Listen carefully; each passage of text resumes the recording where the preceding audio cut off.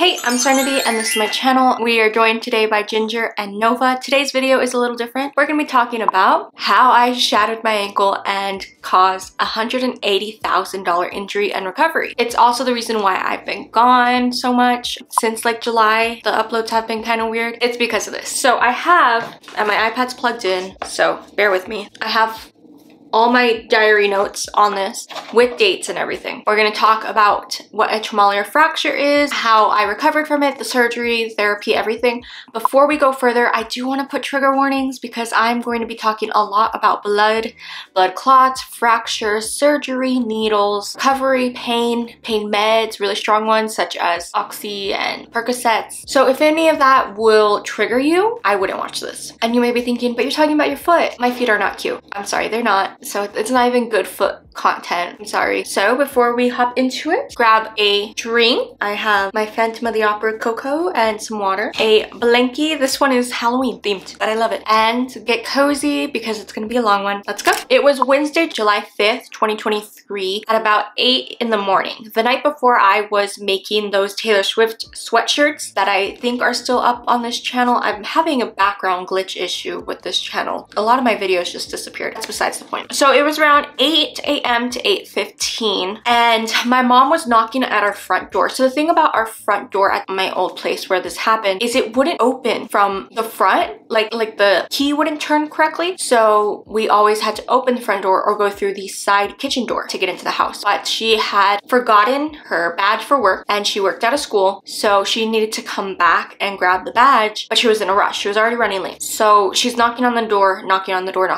like yelling, "Someone open the door, someone open the door, it's me." But the day before, on July 4th, the neighborhood I lived in before this house, to put it simply, they were retired white people and they were very rude. So it was a very lovely neighborhood, but the people there were not very nice. And this neighbor had come knocking on our door from a couple of houses down, screaming, like knocking like if it's a police at the door. And I had hopped up to answer the door. Again, it was at the same time, 8 in the morning. I answered the door in my pajamas. I'm not awake. And this woman is yelling at me. She's yelling at me about my dogs. My dogs had done nothing. She's saying we took them on a walk and we didn't pick up their number 2s. That was not the truth. So this happened the day before. And the next day, I'm hearing the same pounding on the door. So I'm like, great, this is that same woman. I'm gonna answer if it's her. And then I'm gonna call the cops because that's harassment. Well, it wasn't her. It was my mom. So the way this house was set up is that my mom's bedroom was right next to the front door. And then my bedroom was right next one over. And my bedroom led directly into the dining room. And into the dining room, right outside my door, kept the dogs' food and water. Now, of course, our dogs don't eat after a certain time, but we do give them a large water bowl at night so we don't have to get up. And before she left, she had filled up the water bowl, or I had filled up the water bowl sometime in the morning around 6. But at some point, I heard them drop the water bowl. And I told myself in the back of my mind, be careful when you wake up because there's spilt water. There's about like 5 cups of spilt water outside your door. And ever since I got Crocs like 2 years ago, I wear my Crocs around my house. They are my house slippers. So I never leave my room without my Crocs on. And I don't sleep with socks on, which now I realize rhymes. So I hop up and I rush, like I'm running, but I'm not awake. It's 8 in the morning. I wasn't awake. I run and I slip on this water. And I don't just slip, I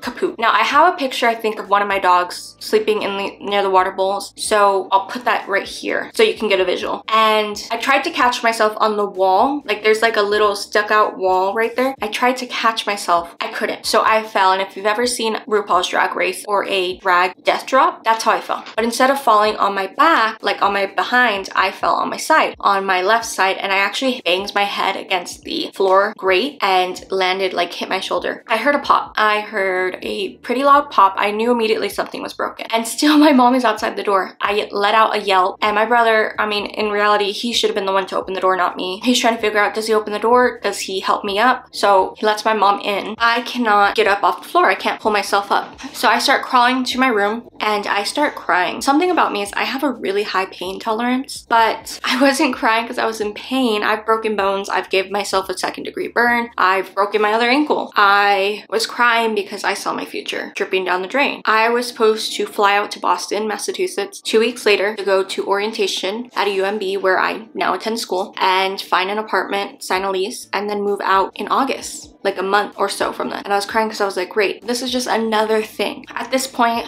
I'm sitting on my bed, just kind of crying, laying down. I can't put any weight on my ankle, on my left leg. I'm hopping to get dressed, throw my hair up, barely brush my teeth. Don't even know if I have deodorant on at this point. My face is not washed. And we rushed to the hospital. We get to the hospital, my mom and I, she called into work. There's no one there. It's still like 8:30 now at this point. They're not letting me back because we can't find my ID card, but I'm in the system because I had surgery at this hospital not even a year ago. They can't find me, but finally they let us in the back and we're just waiting and waiting and waiting and waiting. You know how American hospitals are. You wait forever. So I had used a wheelchair to get into the hospital, obviously, because I couldn't walk. And then once I got to the hospital room, I was put in on the bed. So finally the doctor comes along and they bring in this mobile machine of x-rays. They x-rayed my foot. I cannot move it like side to side. So obviously at this point I thought my ankle was broken because I have broken my right ankle and I had to have surgery on it. And it felt the same. And it didn't help that the doctor was pretty cute. He looked like a young Captain America. So this is when they then informed me that I had a Trimalleolar fracture. They didn't know what the extent of it is, but they knew I had one. So what a Trimalleolar fracture is it's basically a fracture where you break. You could be anywhere from a bad fracture to a complete break in your foot. And what it means is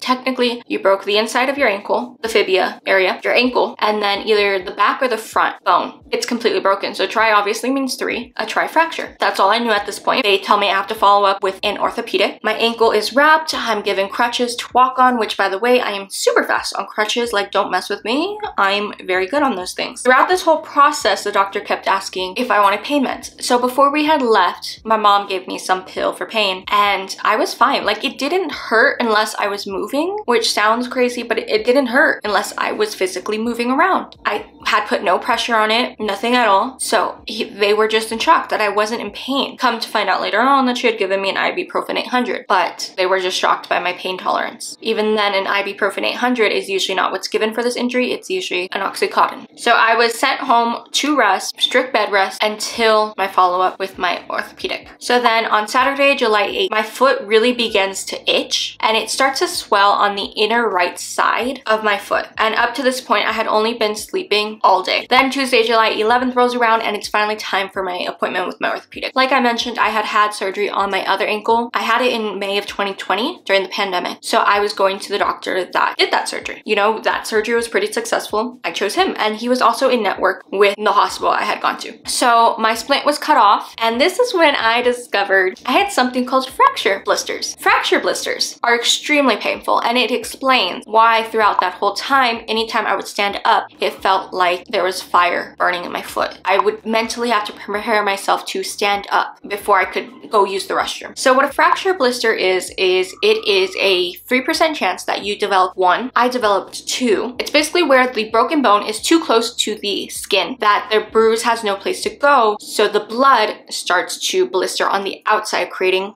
fracture blister. Makes sense? So instead of just regular bruising, it's creating this blood kind of clot outside of the skin and it's forming over. They're extremely painful and they're extremely rare. The reason I had developed this is because I have a couple blood disorders, but the main ones are von Willebrand's disease, which is a platelet clotting disorder. I don't have enough platelets, white or red blood count, so I deal with a factor issue. My blood doesn't clot. And then I also have hemophilia, which means I bleed too much for the minor injuries. That's why I had developed these. So at this point, the doctor kind of just blows me off, even though these fractures are extremely hard. And I'm literally having to beg for 2 things. I wanted a little scooter, you know, like a little scooter so I can get around. And 2, I wanted pain meds. I was in pain, simple as that. But he said he couldn't really do that because I first had to get a CT scan before we'd do anything any further, disregarding how much pain I was in anytime I stood up. The CT scan would show more of an extent of the injury compared to the x-rays I had gotten at the hospital. On July 13th, we extradited the scans. Literally, they told us it would take 2 weeks and we said we don't have 2 weeks, we have to get it done now. So I go in to get my CT scan. Ironically, it's the same place that I got my CT scan for my ankle, my other ankle. And the tech, who is the one running the test, knows everything about fracture blisters, about von Willebrand's. And this is the point where I should tell you I have another issue called Ehlers-Danlos syndrome, and it's basically where I don't have enough collagen in my body. So I break things easily. My bones are pretty brittle, and once I break something, it's really easy for me to pop it back out again. So like I broke this a long time ago and I can just so easily. And because of that, because of Ehlers-Danlos, I heal slower. Normal injuries should take longer and are more severe. This tech tells us that the blisters had formed because of poor circulation, and it could not even been my fault. The doctor was blaming that I was sitting like this too much and not laying down, but I was on bed rest that whole time. Up until all of August through September, I was pretty much on bed rest that I could have done. They would have just developed because of my conditions. So then Friday, July 14th, I actually go to my general practitioner doctor to talk to him. I had to follow up, like a yearly follow-up, but I go to him to discuss the injuries. So a couple years ago,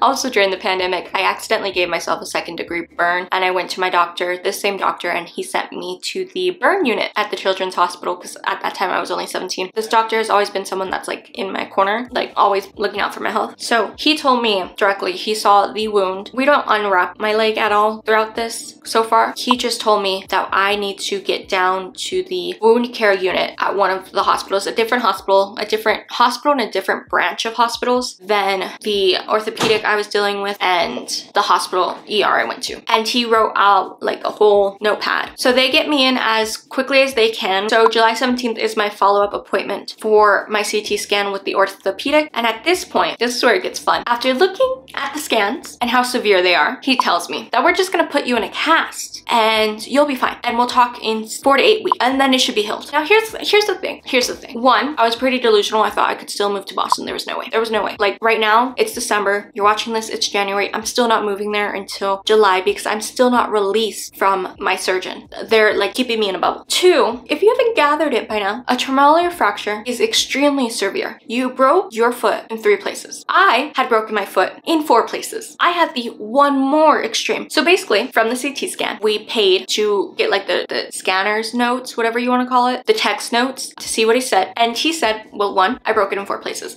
I broke it front, back, side, completely broken all around. And I tore multiple ligaments. The only thing attaching my foot to my leg was the muscles in your leg. If there was no muscles in my leg, my foot would be free falling. It wouldn't be attached. That's how bad it was. Sticking me in a cast for 8 weeks isn't gonna fix it on its own. Even up to this point, my Googling of the injury shows that it's only fixed with surgery. Depending how severe that surgery is, the only way to fix it is surgery. So this doctor's saying, well, in 4 to 8 weeks, we'll see what we can do. There's no time. In 4 to 8 weeks, 1, it's gonna heal not properly. 2, you've already wasted my time. And 3, I still have these fracture blisters on my leg. Fracture blisters that I have a blood disorder. If they rupture, I can't get out of a hard cast quick enough to get to them. I could bleed out. So we said, you're not gonna put me in a cast. We're gonna wrap this up in the soft cast we've been using. I'm gonna go to wound care like my general doctor said, and I'm gonna go get an opinion from another surgeon because you're not helping. You're gonna harm my health than try to aid it. And this doctor kind of just blew me off, which the only reason I went to him was because he did great surgery on my other ankle. But because I think in my mind, he didn't know the extent of how severe this injury is, he just blew me off because I had just broken my other ankle and tore a couple ligaments and it was a simple surgery fix. But this one is super complicated, and if it's not done right, you can totally mess with someone's quality of life. So then it is July 18th, the day of my wound care unit appointment, whatever you want to call it. So the main orthopedic PT was actually a very lovely woman. Shout out if you're watching this, you're not. So if you're a woman, you all know what it feels like to have a woman doctor. It just feels like they always understand you a little bit better, whether you identify as a woman or cisgender. It just always feels a little better. So we told this PT everything up to this point that I've told you, and we asked for her recommendation for a good orthopedic surgeon. She gave us a whole list of people in her network. This was a totally different hospital, like branch. I guess I could just say it. I went to the Sierra branches during my ER, like the Sierra Doctor Portfolio ER thing. And this, I went to the Texas Tech branches of hospital for wound care. If you don't have understanding of American insurance, I know it's really confusing. You know, I wish we had universal healthcare because that's gonna come in later on. So she read the CT report herself and she said, yeah, if I was stuck in a cast, chances are I probably would have had a severe injury of bleeding out. To the point that it had only been a day since I had last seen the blisters and they were already leaking out. Imagine if they were in that cast. 1, whether they leaked out and I didn't know, infection could have been caused, that I could have lost my foot. 2, they could have, like worst case scenario besides losing my foot, I would have bled out with a blood disorder. And if you know anything about hemophilia, it means you bleed really fast and a lot. The PT decided to use a medical saran wrap. There's a technical term for it. I don't know what it is. This this was a couple months ago. But basically she said, I'm gonna need about 4 to 6 appointments twice a week. And what we're gonna do is we're basically going to put this medicated saran wrap on the blisters first. And what it does is it kind of just like takes all the air out and just suffocates the blisters so they slowly go down. It's kind of like a glorified pimple patch. You know when you put a pimple patch and it kind of like has that medicine and then it makes the pimple pop overnight? That's what we're doing, just on a much larger scale. She gave us a bunch of supplies in case something happens, in case I feel like an excessive amount of leaking in the cast, that I could fix it myself. And once these blisters had popped, we can fully drain them and,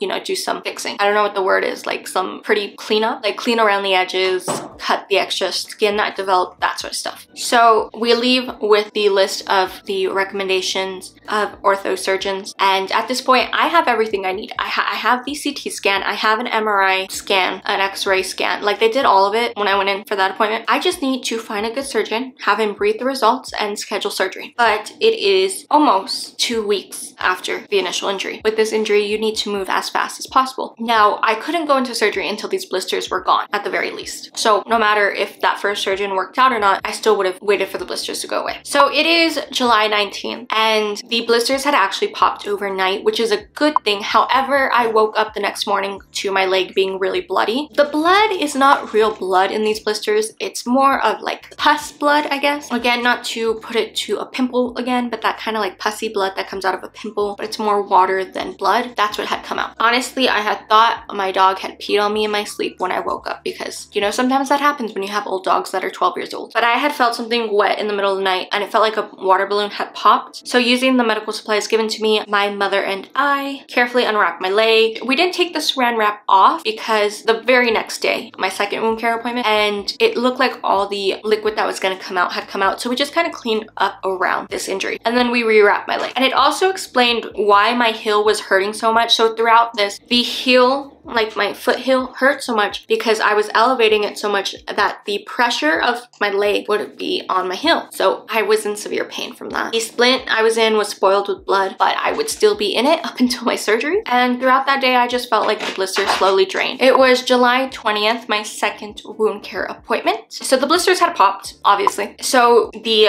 PT decided to drain them fully, kind of just putting pressure on them to get them to drain. And then the skin that develops over it is really thin, so we had to cut it off as close to the normal skin as possible. The pictures on the screen make it look a lot worse than it probably was. It didn't hurt at all. It kind of just felt like a tickle, I guess is the easiest way to say it. It didn't hurt.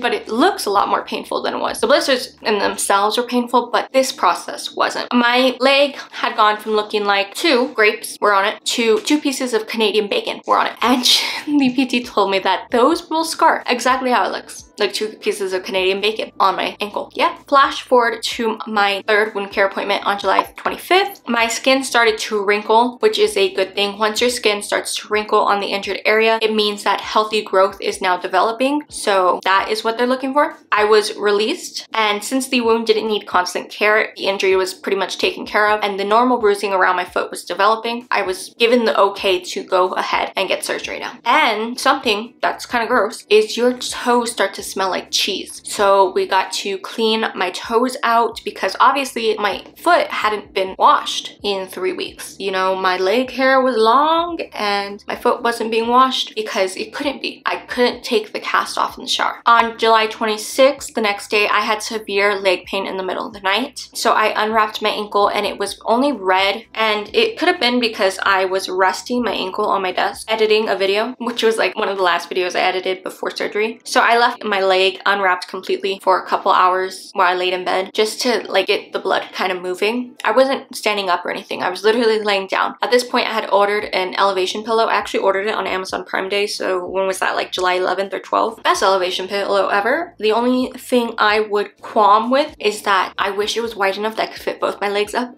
because I got some of my best sleep in that pillow. I'm just saying, if you want some good sleep, get an elevation pillow. So finally, July 27th rolled around and it was my second opinion appointment.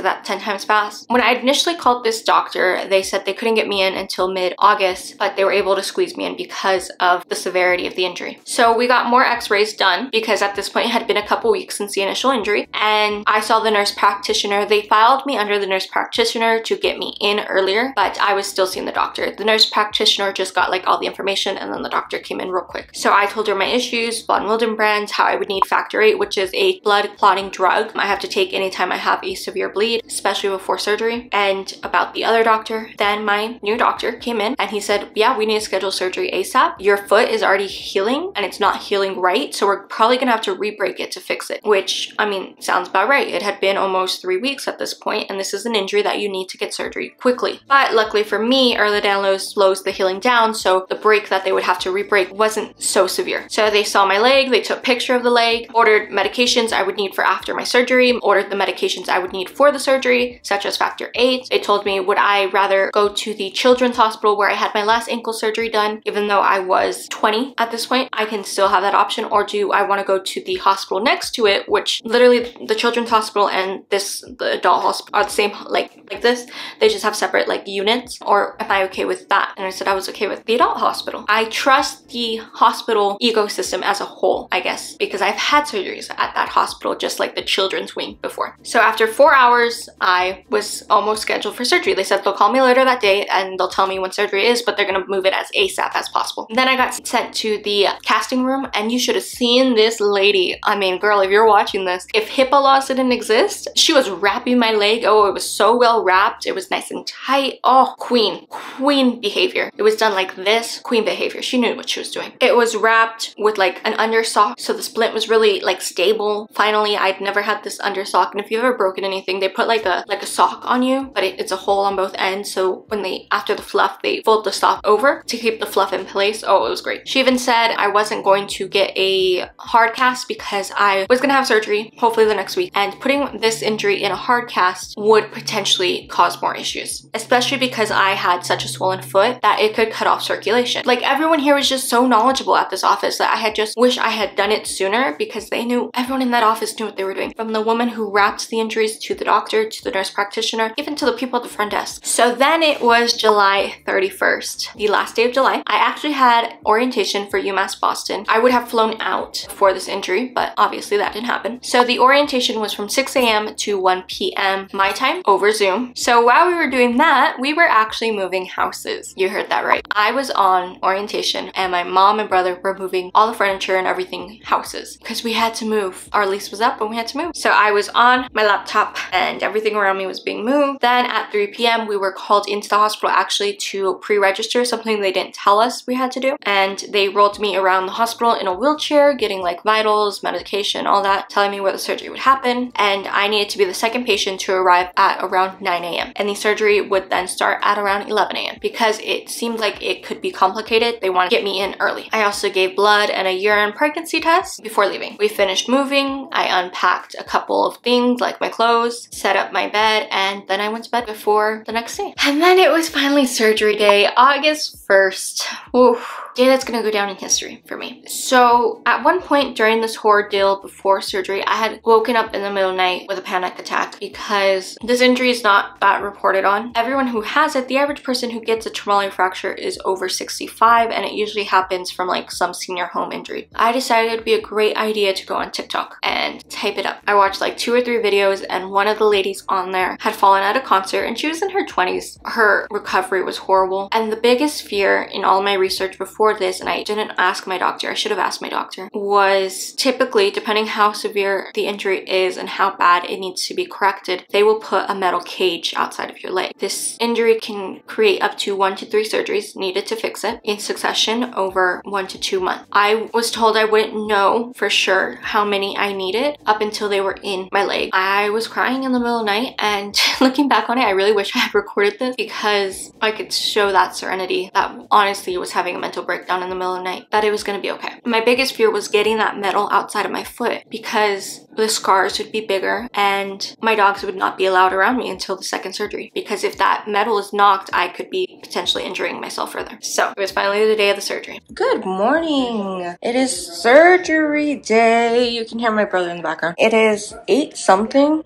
right now. This is the outfit from Target. I have an undershirt on here just in case I get hot because we do live in Texas. My hair is braided, not very well, but there's the cast, there's the crutches, and you know, we just had to be extra and literally moved the day before I had a surgery. So my room is kind of a mess right now. A bunch of my boxes are in the living room. It's gonna be a fun couple weeks. I didn't pull out the camera because I'm too lazy. I don't even have my little fun light or tripod on. This is how we're gonna do it. So let's go. I arrived a little bit late, mostly because the parking lot was pretty bad, and I was sent to immediately change and was told that they had misplaced my urine test. Right after I had gone to change into a hospital gown and had gone to the loo to go tinkle. There was no way I could produce more liquid because I had just gone. Luckily, the nurse who had taken my urine sample and my blood the day before was across helping another patient get ready for surgery. So she said, oh, I took her urine sample, it came back negative, like, we're good. So thankfully I didn't have to, because if you are someone with a uterus, you know that you have to give a urine sample before surgery to prove that you are not pregnant, because anesthesia is really, really harmful for fetuses, but they will force you to do a urine sample before you can go any further. So like a normal routine of surgery, I talked to the anesthesiologist, my orthosurgeon, and we just waited on factor 8, the drug I needed, to come from the medicine room, whatever you want to call it. I don't know what the medical term is, but the room where they keep all the drugs. And it was taking forever, but these drugs have to be pumped before I go into the OR to prevent bleeding. They also gave me something called desomonting. I've never taken this drug in my life, but apparently it's another factor clot drug. The thing with these is they make you want to throw up when they enter your system, so it's really hard to like not puke. As the drug was being pumped into me, the anesthesiologist comes over and goes, do you want a nerve block? Now, I've never had a nerve block in my life, but my mom has. So I looked at her and I said, do I want a nerve block? They told me at this point, you can either do a nerve block before or you can do one after surgery, but chances are we're going to make you take one because you're going to be in that much pain. So I said, okay, we'll do one now. Here comes the incompetence again. If you don't know what a nerve block is, it's basically where they find a nerve in whatever injured area and they put a heavy drug into the direct nerve to numb the area. And it can last a couple days, it can last a couple hours, but it's basically to mute the pain. They could not, one, find the nerve. They have to use like an ultrasound machine to find it. And two, once the needle was in my leg, yeah, because they used the needle, they couldn't find the nerve. So they were wiggling the needle and I could feel the wiggling, even though the area was like locally numbed. Yeah. My recommendation is to never get a nerve block if you can avoid it. I should have said no. Now I know, looking back on it. It took honestly like an hour for them to get it in. And I mean this in the kindest way. It was a man doing it. That at one point, one of the other nurses came by and she was an anesthesia nurse, but she was like, do you need help? And there was like, no. And then one thing about me is they always like to use me as examples because of my medical issues to teach people. So they had an ER resident right next to me and then they kept lifting my gown, but I'm not wearing underwear. And I was like, I'm gonna flash everyone. It was a whole spiel. Because it took them so long to find the nerve, they were trying to blame me that they were running behind schedule. It wasn't my fault that the doctor couldn't put the needle in the right spot. That's besides the point. So whenever I have surgery, I always request to be given the drug, the anesthesia. Once I'm in the OR room, I like to look at the OR room, make sure I'm safe. So I'm rolled over to the OR and on the wall, on like those x-ray like machine things that like when they print them out, they put them against these light boards, 2 by 2 feet of each scan of my x-ray printed up there. I wish I had my phone so I could show it to you. I felt like a star. Something about this surgery though is it took me a while to knock out. I was waiting for the anesthesia to kick in and they usually tell you think of your happy place or count down from 10, and I kept counting down from 10. And they like to tell you that the little mask they put on you is just oxygen. It's not, okay? At first it is mixed with the anesthesia, like laughing gas, whatever you want to call it, and then it starts being like straight oxygen once you're knocked out. They put my mask on me and you should be out in the next 5 to 10 seconds. I was not out. I kept counting down for 10 and I was like 10, 9, 8, so and so. I counted to 40 and I still wasn't out. And they were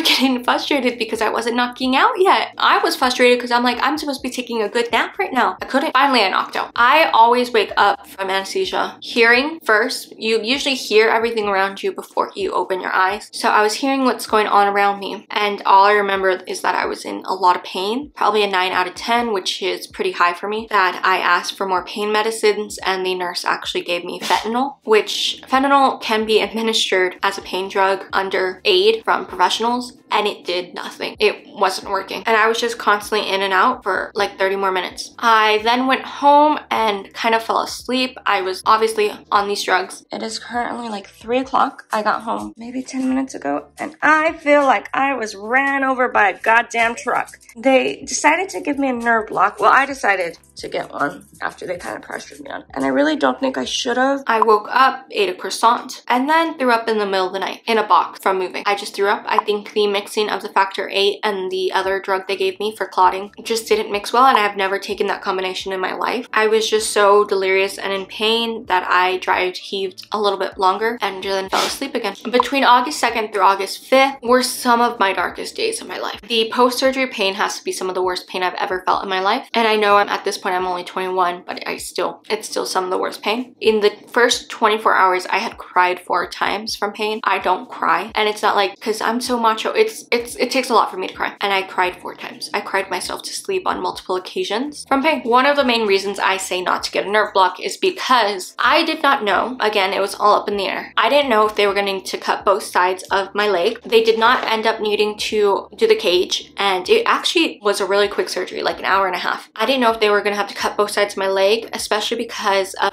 one, the inner side having the scars from the blood blisters. They were thinking that maybe they could only use one side and like get around to the other side. But I learned very quickly because of the nerve block. The nerve block, they blocked under my thigh and the outer side of my thigh. They did not block the inner side of my thigh. The only part I could feel of my leg was this is my foot. Let's say this is my foot. This much from my ankle to about quarter calf. That's the only place I could feel of my leg, from like my knee to my toes. I could not wiggle my toes. I could barely move my leg. That is one of the places they cut. In fact, it is actually the worst side out of the two. They cut both sides. On the outer ankle side, there is one screw going up through the ankle to stabilize it. On the inner side, there is a small titanium board, metal board, with 2 or 3 screws throughout it to stabilize. It arguably is the worst side of the injury. That's all I could feel. That's all I could feel for about a week. That part of my leg. I was in so much pain. I was constantly on pain meds. Something about me is I don't like to take Oxycontin or Percocets or anything like that because I have a real fear of like getting addicted to them. It's one of my fears. That is exactly what was prescribed to me, but I was taking Tramadols and ibuprofens, and ibuprofens are actually really bad for you if you have a blood disorder. As it is, I'm not allowed to take like Advil or Aleve because they're blood thinners. So everything in my leg was numb except that small section, so the pain was amplified. By that Thursday, 85% of the feeling in my leg was returned, and this is the point where I could feel that there was incisions on both sides of my leg. Honestly, I would say the pain was a 9.6 out of 10, that I was so close to going to the hospital to ask to be put in a coma or something because I couldn't take it. It is the closest I've ever been, and I'm not gonna cry, to unaliving myself.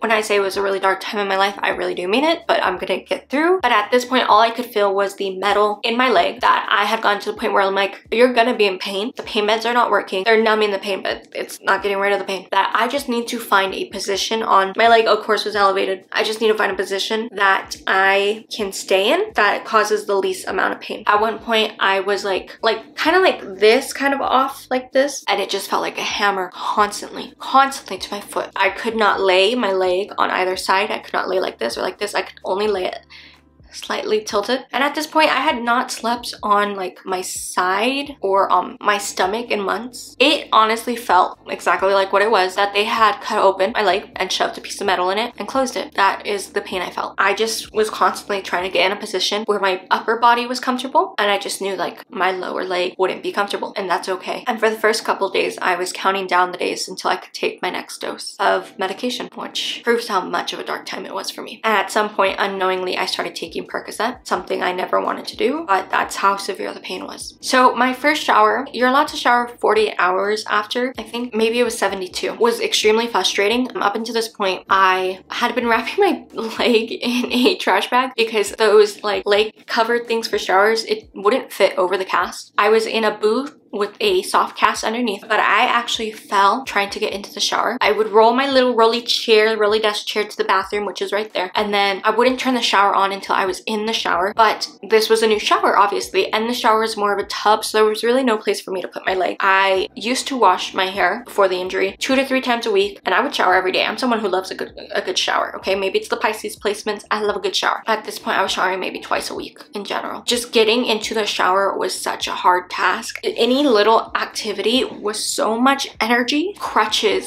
was so much energy. I would roll around my house on my desk chair. It's just so much energy. I mentally had to prepare myself to do those things. So yeah, at that point, I wasn't very clean, but I was on bed rest, strictly on bed rest. And the bottom of my foot was in heavy pain. On August 6th, in the middle of the night between 9 and 11 p.m., I was throwing up constantly. I got a migraine where I started to lose my vision, which means I know a horrible migraine episode is about to begin. I took the preventative medicine that is assigned to me, but I think with all the drugs in my body, anesthesia is still in my body, I was bouncing between omeprazole and ordinastrin, which is actually a chemo drug to prevent throwing up, but it mixed with the oxycontin, the Percocets, the Trimalleolar, everything, that I just started dry heaving and I was puking. Around 3 a.m. I fell asleep, and then I took my leg off my elevation pillow to regain some sort of feeling, so I could lay down kind of on my side instead of just horizontally. Wednesday, August 9th, again post-surgery, I was still in a lot of pain, but I was kind of feeling a little more normal. Still taking pain meds and an unbearable pain. I tried at this point just to stick to tramadol and ibuprofen because the brunt of the pain was gone. I could barely move my toes at this point, and I got really worried that they might have hit a nerve and I would never be able to flex my toes again, which is a possibility that happens with these types of surgeries. I also ran out of normal pain medication, and I had stopped taking my normal daily medication, so my sleep schedule began to be ruined. I was sleeping all day and then waking up around 1 to 3 p.m. and going to sleep anywhere from 2 to 5 a.m. To this day, I'm still dealing with that sleep schedule. I'm falling asleep anywhere from 2 to 3 a.m. and waking up at 9 to 11 a.m. That is one of the biggest things that came out of this, besides like the showering thing, is my sleep schedule was messed up completely. And the pain was really bad, but it was bearable. So I am someone, I just chose not to take medication, pain meds. And really the bottom of my foot was still numb, like I mentioned. So I could start wiggling my toes, but I couldn't feel the bottom of my foot. It feels like when your foot falls asleep and it's been inactive for a while. Then August 17 finally rolls around, which I was so excited for. The follow-up post-op appointment, arriving and removing my boot. I told the nurse practitioner all the symptoms I had faced during that. It was like 2.5 weeks of recovery. I told her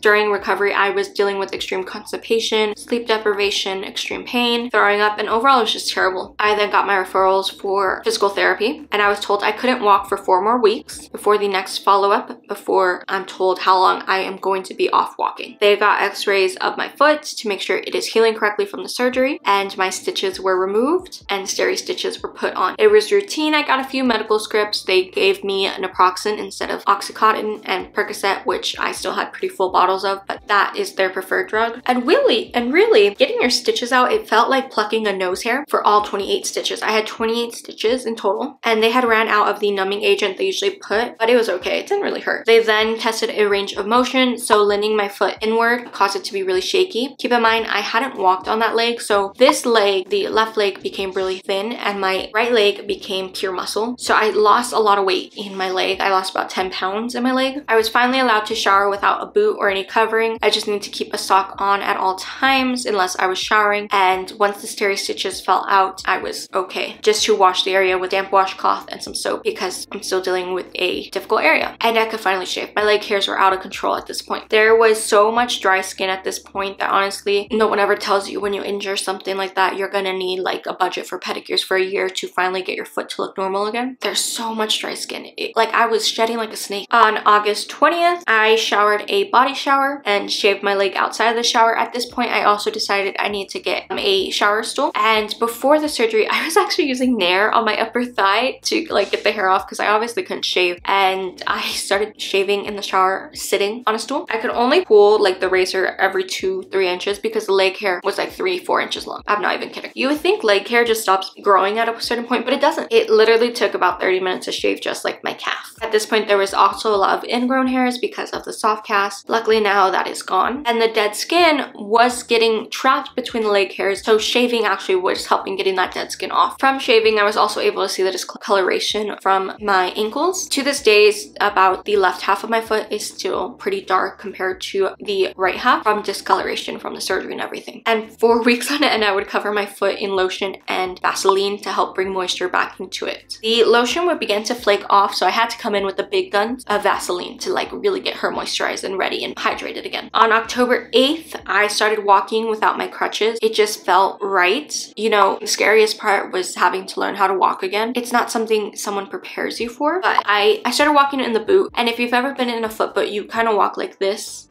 So I would just walk around my house. At first, I'd only walk around my room, and then I walked to the kitchen, but I was still only walking in the boot. That's as far as I would go. On October 13th, I had my follow-up appointment. It kept getting moved because actually I had, between the month of September and October, my insurance changed. I got a better insurance. It was this weird thing, but I had no insurance in September, so my appointment kept getting moved. The doctor wasn't there. He was in Disneyland, but the nurse practitioner took x-rays and told me not to walk until my next appointment. But I did start walking, okay? I'm not gonna lie. I was like, at that point was like, I'm ready. Because he told me, this nurse practitioner told me the doctor usually likes 2 to 3 months of no walking. And I was like, you know, I'm ready though. I didn't tell him that. I walked in there on my crutches still. I hadn't left the house without crutches, so I was still on crutches. I was only walking around the house in a boot, not on crutches. But my birthday was on the 16th of October, and I was like, you know what? I'm going to be walking. I'm not gonna be on crutches for my 21st. So I wasn't on crutches for my 21st. Starting in September, I started virtual school at UMass Boston on Zoom, online school. So I technically wasn't put behind, I just didn't move to school, but I still was attending school, which was a good thing. I just finished my first semester there, so it was great. And after my birthday, I just started walking around in a boot, and if I ever felt like I couldn't handle it, I would go back on the crutches, but I researched it. It seemed like I was good. I started to walk around just my room on my foot, and at first, you know, when you walk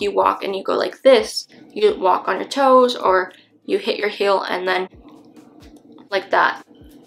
I couldn't do that. I was walking on my left leg like this, like kind of like stomping. So I was learning how to walk again on my own, and it was tough. My biggest fear now during recovery was walking with a limp, because it is very possible to walk with a limp. The metal in your foot takes forever to fuse. The tissue around it is really thin, so it's a big possibility you can walk with a limp for the rest of your life, and I didn't want that. Slowly over time, I'm still learning, but I'm walking more normally now. Some days I do have a limp. I cannot wear heels for a while. And then I had my next follow-up appointment on November 2nd, where I walked in on crutches. You know, I had to put on a little act, and the doctor came in and was like, you gotta start walking like now. You need to be out of that boot and walking on your own 2 feet ASAP. And I said, well, can I put like a lace up ankle brace on? And he said, yeah, but you cannot use it for more than 2 weeks because you're gonna become too reliant on it. So I walked out of there on the boot, and the very next day I had overnighted an ankle lace up brace. Throughout this, I had gone through 2 boots, because you can imagine how derailed a boot gets over a couple months, that the Velcro stopped sticking to each other. So I'd gone through 2 boots, and then I was now onto an ankle brace, and I put the ankle brace on and I walked in a high top Converse. It was causing more pain than anything.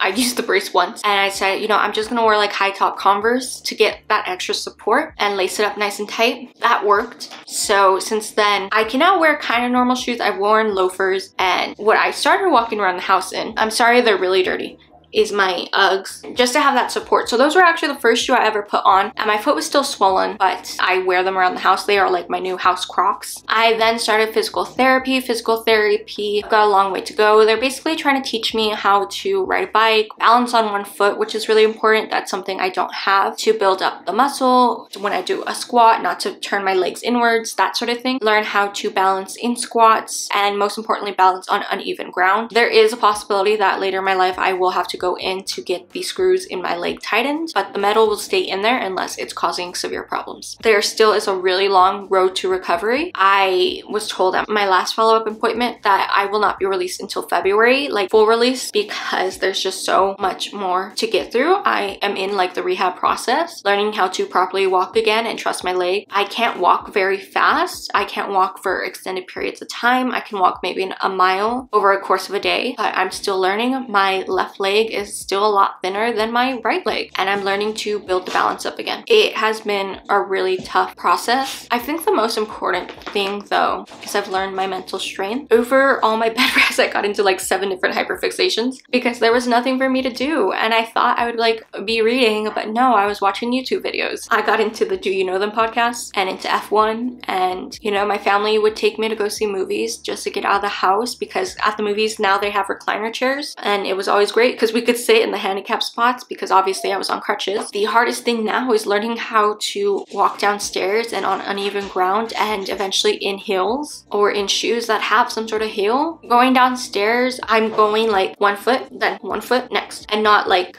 that. So that's been pretty tough, and I'm just trying to give myself grace. The biggest issue is I have a lot of PT in front of me. I want to get back to cycling. I want to get back to walking my dogs is my biggest goal for 2024. I want to be able to run again. Not that I was a big runner before, but I would like to have the ability, and there's still so much money I have to put into my recovery. Luckily, I had insurance throughout this whole thing. Last I calculated, the bill has been up to $180,000 from surgery to every single appointment. Even though I have insurance, it's still out of pocket every single therapy session, which adds up. I want to get a walking treadmill so I can just walk in my house. And right now my main goal is to build up the tissue between like the foot and leg joint. Sometimes when I turn too fast or I move this foot inward, it clicks. That's been the biggest issue. Sometimes my foot just locks up and it clicks because the tissue isn't strong enough or thick enough around it, so the bones are rubbing against each other. So my biggest thing is I want to build up the bone, build up the tissue on the bone. I want to be able to go to New York next year and walk the 15 miles a day that it is. I want to be able to go to a F1 race next year and be able to walk however many miles I need to walk without being in pain. It's such a simple request, and it's such a hard thing to say because I'm only 21. I was 20 when this happened. I have a whole life ahead of me. But I do think everything happens for a reason, and maybe I just wasn't ready to move to Boston, and Lord knows if they tried to stop me, unless there was a severe injury that like literally kept me from moving, I wouldn't have listened. And this was the injury that needed to happen. So I won't be moving to Boston in January because I'm still not released from my doctor and I still have a long way to go, especially to be living on my own. But I will for sure be moving next year. Yeah, that is the story of my $180,000 mistake. It's been a roller coaster, I'm not gonna lie, but if you have any questions on it yourself, let me know down below. If you're going through this or if you're just interested, maybe you are a medical professional or someone in medical school who wants to know about this, let me know. Don't forget to like, comment, and subscribe. My socials are linked down below if you want to follow me. And the doggo picture of the day is this picture of